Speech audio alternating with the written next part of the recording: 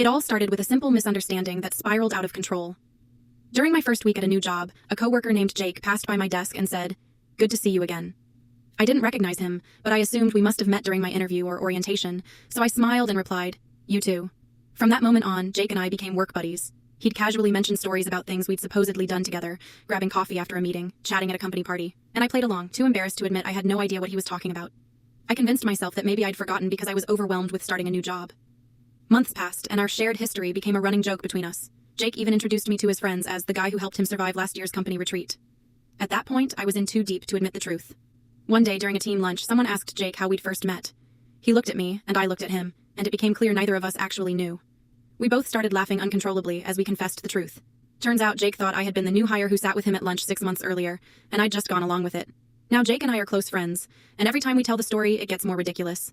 We've even started making up elaborate fake memories about our past, just to mess with people.